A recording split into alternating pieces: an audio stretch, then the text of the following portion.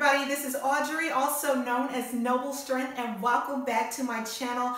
Thank you so much for tuning in, and yes, I am on a roll with these uploads because I've got the time. I have got the time and I want to share some things with you. So this is Thrifting 101, one of my tips, and this is just going to be really brief. It's going to be a new series that I'm going to do this summer with you guys, and these are going to probably be the shortest videos that I upload because I just want to target one specific tip for you guys. So, are you stuck in a size box? Because if you're stuck in a size box, you need to jump out of that size box. You know, a lot of times people will ask me, what size do you wear? And to honestly answer that question, I would have to say it depends. Because to just put myself in one specific size box, I really cannot do that. You've got to think about when you're thrifting, you're buying things that were made all across the globe. So you're going to be buying things from Pakistan, from Italy, from London, England, you name it, just all over the world. And the sizes vary from place to place. Also, another thing to keep in mind is that sizes vary from time periods. Whatever era, you know, this thing was made in or time period, that's going to play a part in the size as well, because who creates these size charts? I don't know. I guess it's just based on the overall population and the weight and, you know, measurements of the population on average at that time. And people have generally gotten bigger over the years. And so vanity sizings plays a big role in the way we size things today. A lot of big time designers, they make their sizes smaller so that people will want to buy them because people are vain. Let's just call it like it is. People want to wear the smallest size that they can and be able to say, oh, I wear a size 0 or I wear a size 2. I've got a range of clothes right here that range from a size 44 to a size 0. Yes, a size 40. So if you ask me what size do I wear, oh, it really just depends. I can wear anything from a 44 to a 0. Oh, no, you can't. Oh, yes, I can. And I'm going to show you right now. So these are all items that I have thrifted. I've got the largest on this end. Now, this is a skirt that I thrifted, and this was made in Paris. And it has size 44 in it.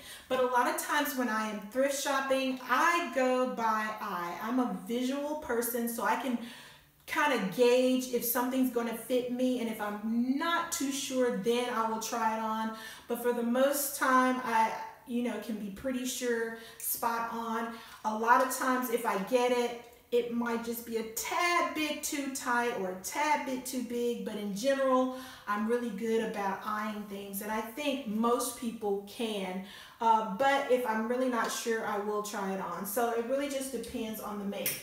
This next dress that I also thrifted was made in London, and this is a size 14. But once again, I looked at it, I eyed it, and I was like, I could probably fit that, and I did. Now let's talk about vintage pieces. Now we know buying things from the 80s and the 90s, 70s, 60s, so on, those sizes are going to run bigger, meaning more true to size in my opinion. So these are some vintage leather skirts that I got. One of them was made in Korea, and Korean sizes are going to run smaller. Therefore, if you're an American size 8, which is, if I'm going to be in a box, I would be an American size 8. Then in Korean size, I'm probably going to be a 12 or a 10, a larger size. Those are smaller people. And so those sizes are going to, like I say, run bigger. So this is a size 10, and this is made in Korea. This one right here says a 9-10. The other one is a size 11-12, and this is also a Korean leather skirt. This dress also made in Korea, and this is a size 10. So like I say, these are all just, you know, based on what part of the world you're buying it from, what time period. This is a retro style wrap skirt, and this is probably from the 80s, and this is a size 10.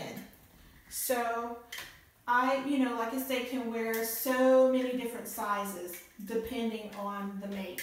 Now we're getting into vanity sizing. Now, the more quality or the bigger name the brand is, say for instance like Gucci, Louis, those sizes are going to be geared towards making people feel like they are smaller. So those are going to be your vanity sizing. This is a Black House White Market. This is a size 8. This is pretty much true to size. This would be my typical American size that I would gravitate towards. I can also fit some 6s depending on the make because of vanity sizing. This is a Brooks Brothers pair of slacks, and we all know that Brooks Brothers is a really good high quality brand, so I would wear a smaller size in that. This is a Banana Republic, and this is a size 6. This is also, I consider, a good quality brand in the mid-range. It's not a luxury brand, but you can still tend to wear smaller sizes the better the quality the brand is. So this is a size 6. I got this Calvin Klein. Now this is kind of a mid-range as well. You can get some really good deals on Calvin Klein's like at Ross or whatever, but this is a size 6 and I could fit that. And then the last one that I just recently thrifted, this is a size 0, and this was made in Israel. So evidently the way they do their sizings over there is much different from here. But I eyed it and I could wear it. So the bottom line is get out of the size box when thrifting.